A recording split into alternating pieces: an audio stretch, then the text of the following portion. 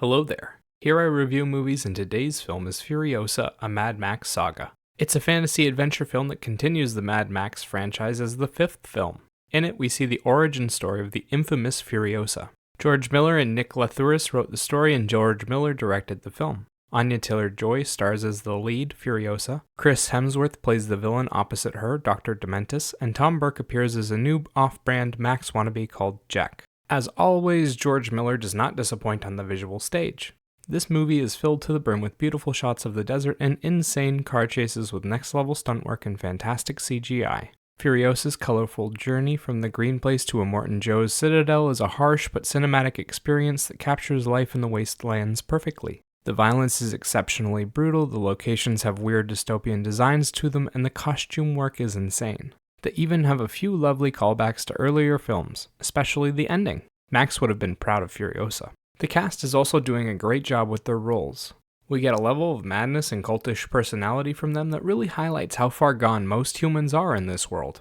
You also have larger-than-life personalities like the People Eater, the Bullet Farmer, and Immortan Joe making an appearance and hamming it up as villains. For standout appearances, there weren't many, mostly due to the writing, but Chris Hemsworth as Dr. Dementis actually did manage to impress me. His character is also a mad titan of the wastelands, but he's not quite as outright evil as Immortan Joe and his ilk. He's more like a broken man twisting the knife to feel something again. Throughout the film, he gets to have a lot of fun playing the villain who does it himself, and he gets to do a few big emotional moments. He does them well and shows off a ton of charisma while doing it. The speech he does at the end is absolutely fantastic too. For the first time ever, I actually liked a Mad Max villain. The film is backed by a pretty significant soundtrack, and every once in a while they really manage to connect the music with the writing and the action on screen to create a cinematic moment. They used instrumental tracks to create a lot of hype during action sequences. As for the story, it's one of the more coherent Mad Max films for sure. I actually knew what was going on from start to finish, and they fleshed out the world to a crazy degree. They still don't explain how the setting came to be, but they did a lot to explain the relationships between the three major cities in the wastelands, and to flesh out Immortan Joe and his family. There are still some overly fantastical moments and lots of dumb dialogue, but the story flows better. As a whole, it was very entertaining to watch. The car chases were high-octane moments that gripped your very soul with loud audio and amazing visuals. The story has lots of action in it and presents a machismo but grimy action hero flavor. It even has a great performance from Chris Hemsworth, but it isn't without its flaws. The story feels exceptionally emotionally stunted, like they forgot all about building characters and decided that the world was the only character they needed. We ended up learning almost nothing about Furiosa, her home in the Green Place, her mother, Dementis, or Praetorian Jack, all of which are integral to the story. The relationship storyline ends up falling flat on its face because of it, and Furiosa feels worse as a character than Max did in the previous film. The adult Furiosa doesn't even show up until halfway through the film because they spend so much time world building.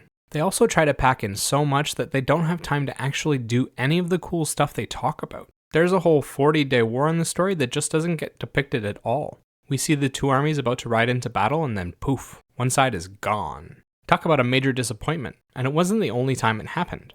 Furiosa's training, her relationship story, and several years of her growing up as a stowaway happen completely off-screen. The music and sound is also deafeningly loud, and at times it's almost impossible to hear the dialogue.